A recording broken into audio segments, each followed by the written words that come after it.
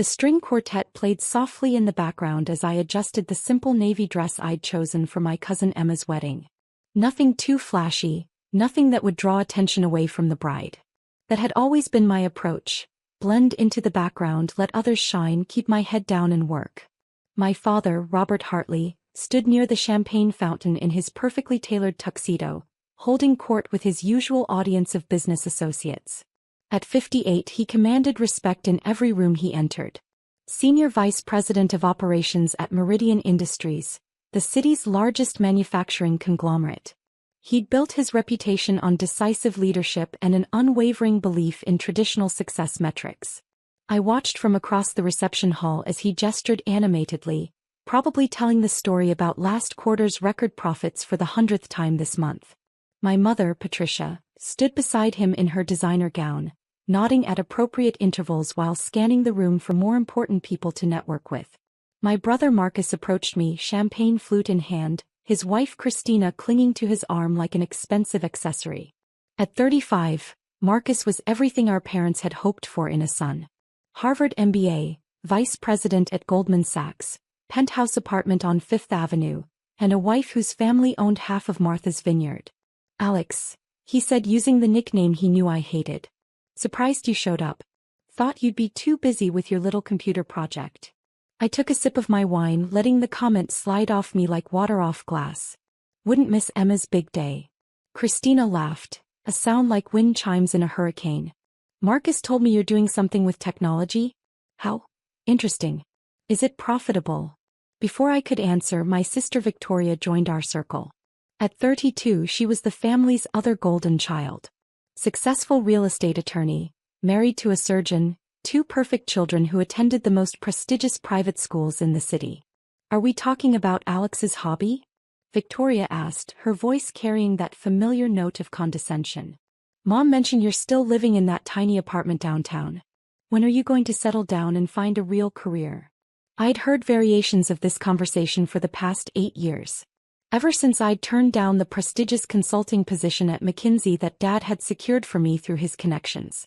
Since I'd chosen to pursue my doctorate in quantum computing instead of following the predetermined path they'd laid out. What they didn't know was that my little computer project had revolutionized quantum error correction, leading to breakthrough advances in processing power that could change the world. What they didn't know was that 3 months ago, I'd been featured on the cover of Forbes as one of the 30 under 30 visionaries reshaping technology. What they didn't know was that my startup Quantum Dynamics had just received a $2.8 billion acquisition offer from Microsoft. But I'd learned long ago that showing my cards too early only led to more questions, more attempts to control my decisions, more pressure to conform to their vision of success. "I'm doing well," I said simply. Marcus scoffed. "Living paycheck to paycheck in a studio apartment isn't what most people would call doing well, Alex." "It's Alexandra," I corrected, though I knew he'd ignore it as always. The conversation was interrupted by the sound of Dad's booming voice from across the room. He was approaching with a distinguished older man I recognized from Business Magazine's Jonathan Pemberton, CEO of Meridian Industries. Dad's ultimate boss, the man who controlled his career trajectory. "Jonathan," Dad said, placing a hand on my shoulder with false warmth, "I'd like you to meet my youngest daughter, Alexandra." He paused, and I could feel the familiar weight of his disappointment.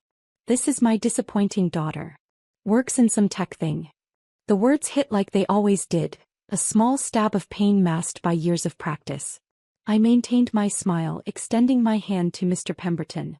"Pleasure to meet you, sir." Jonathan Pemberton shook my hand, studying my face with the intensity of someone trying to place a memory. His eyes narrowed slightly, then widened. He pulled out his phone, scrolling quickly through what appeared to be a magazine app. "Wait," he said, his voice growing excited. "Aren't you? Isn't this the quantum computing genius from this month's Forbes?" The color drained from Dad's face as Jonathan held up his phone, displaying the Forbes cover. There I was, professional headshot against a backdrop of quantum equations, with the headline "Alexandra Hartley, the 28-year-old who solved quantum computing's biggest problem." The silence that followed was absolute. Marcus's champagne flute froze halfway to his lips. Victoria's mouth fell open slightly. Christina's grip on Marcus's arm tightened as if she needed support. Dad stared at the phone screen, then at me, then back at the screen. That's impossible. Dr. Alexandra Hartley, Jonathan continued, reading from the article. CEO and founder of Quantum Dynamics, the company that developed the breakthrough quantum error correction algorithm that's being called the most significant advancement in computing since the microprocessor. He looked up at me with genuine excitement. You're the one who solved the coherence problem. I nodded slowly. Among other things. My God. Jonathan turned to Dad, who looked like he'd been struck by lightning. Robert, do you have any idea what your daughter has accomplished? Her work is going to revolutionize everything from drug discovery to financial modeling to artificial intelligence. Every major tech company in the world is trying to license her technology. Marcus found his voice first. Alexandra, you never said anything about being successful? I interrupted gently. You never asked. You just assumed. Victoria stepped forward, her lawyer instincts kicking in. The Forbes article. When was this published?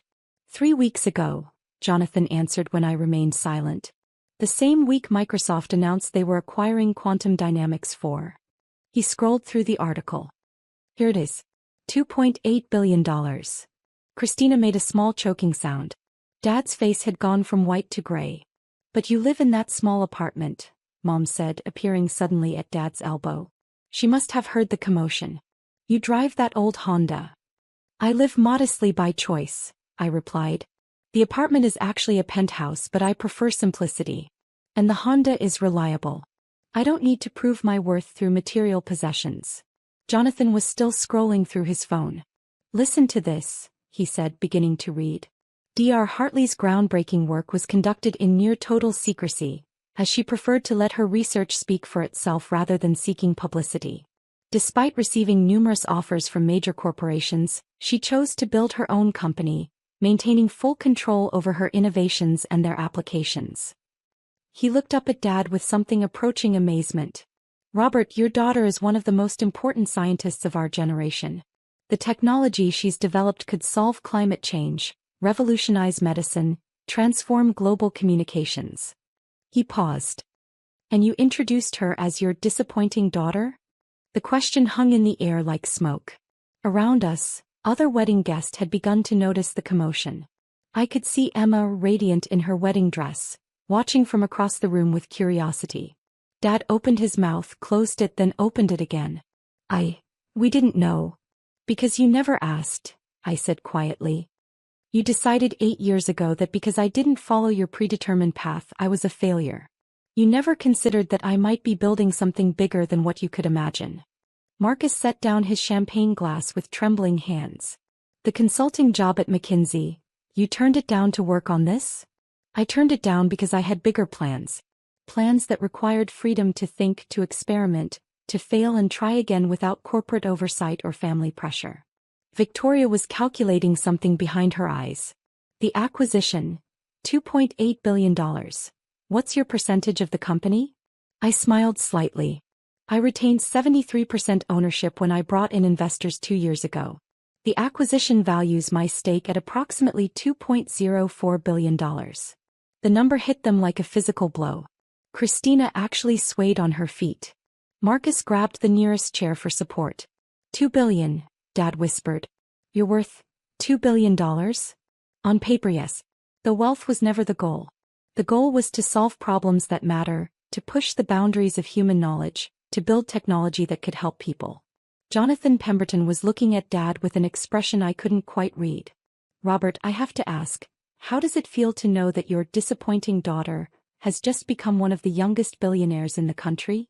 The question was pointed, deliberate. I could see Dad processing not just the shock of my success, but the professional implications.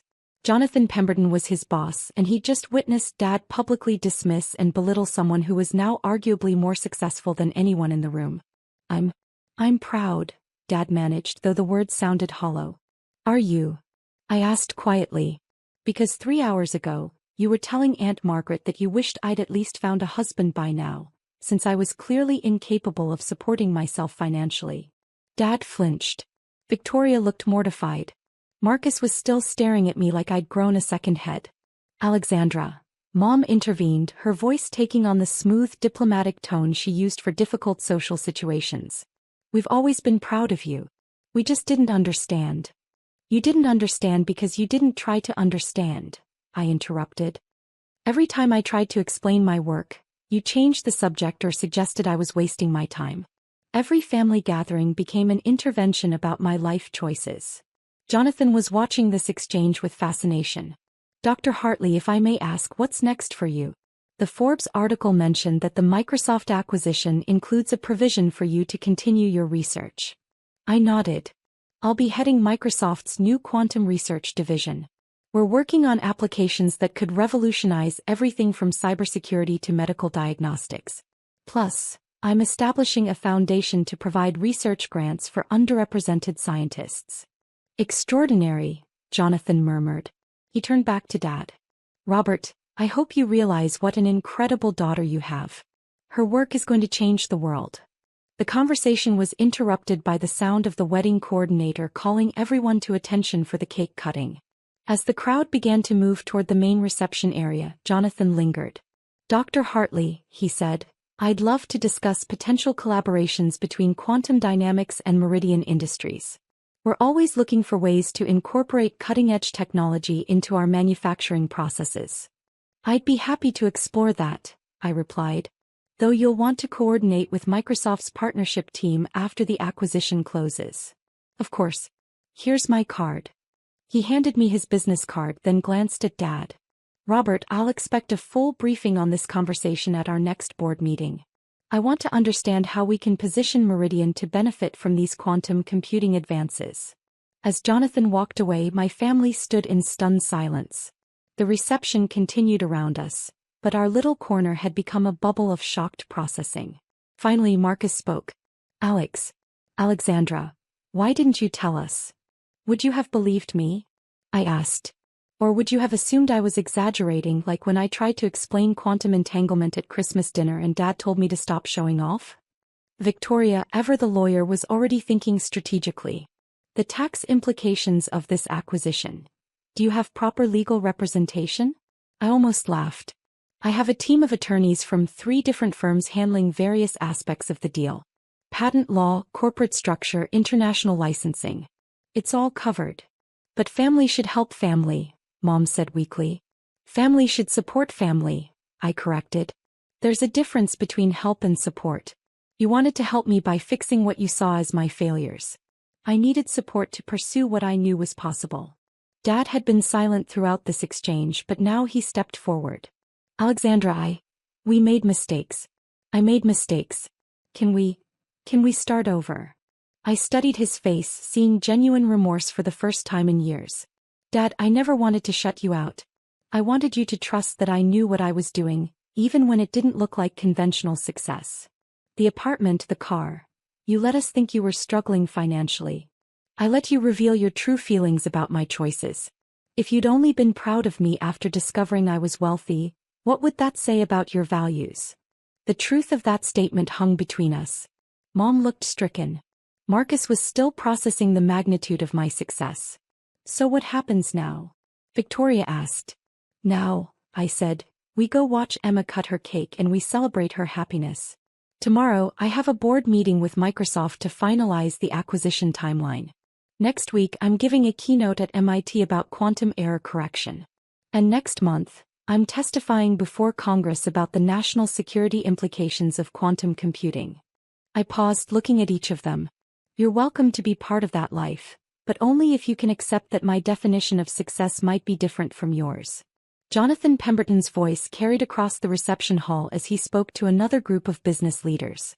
I caught fragments of his conversation. Revolutionary technology, brilliant young scientist, proud father must be. Dad heard it too. His shoulders straightened slightly, and for the first time in years, I saw something other than disappointment in his eyes when he looked at me.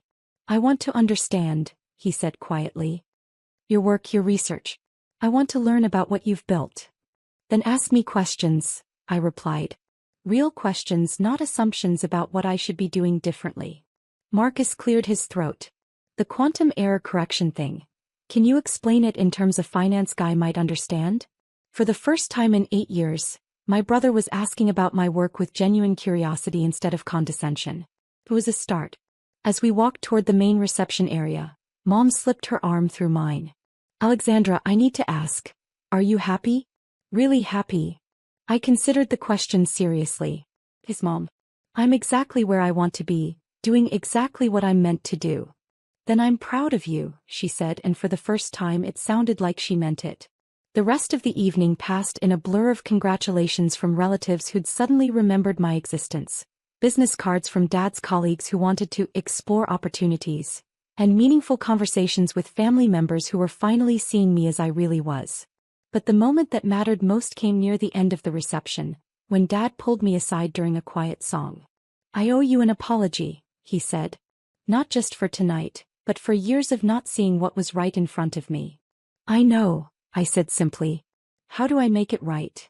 I thought about all the family dinners where I'd tried to share my excitement about breakthrough experiments, only to be told I was getting too technical. All the times they'd suggested I was wasting my education. All the conversations that started with, when are you going to get a real job? Start by believing in me, I said. Even when you don't understand what I'm doing. Especially when you don't understand what I'm doing. He nodded slowly. Deal. As the evening wound down and guests began to leave, Jonathan Pemberton found me one more time. Dr. Hartley, I have to say, this has been the most interesting wedding I've ever attended.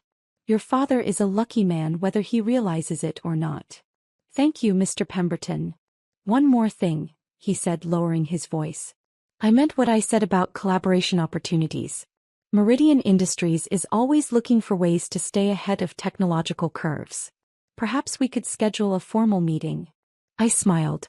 I'll have my assistant reach out to your office next week. As he walked away, Dad appeared at my side. That was Jonathan Pemberton showing genuine interest in working with my daughter's company, he said, wonder in his voice. Yes, it was. I'm beginning to understand that I may have seriously underestimated you. Just beginning? I teased gently. He laughed, a sound I hadn't heard directed at me in years. Fair point. The ride home that night was quiet, but it was a different kind of quiet than usual.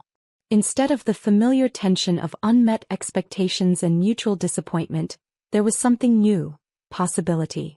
My phone buzzed with a text from Marcus. Can we have lunch this week? I want to hear more about your work. Really hear it, not just pretend to listen. Then one from Victoria. I looked up your Forbes article online. I had no idea quantum computing could impact legal research. Would love to discuss it sometime. And finally one from Mom. I'm sorry it took so long for us to see you. Really see you. Love, Mom. I smiled, looking out at the city lights as my driver navigated through the late-night traffic. Tomorrow, I'd wake up in my penthouse apartment and continue the work that had always driven me. But for the first time in 8 years, I wouldn't be doing it alone, dismissed by the people who were supposed to support me unconditionally. Sometimes the best revenge isn't proving people wrong. It's giving them the chance to be proud of who you really are, instead of disappointed in who they thought you should be. The Forbes cover story was just the beginning. The real revolution was happening right here, one conversation at a time, one genuine question at a time, one moment of true understanding at a time. My family was finally ready to meet the person I'd always been. And I was ready to let them.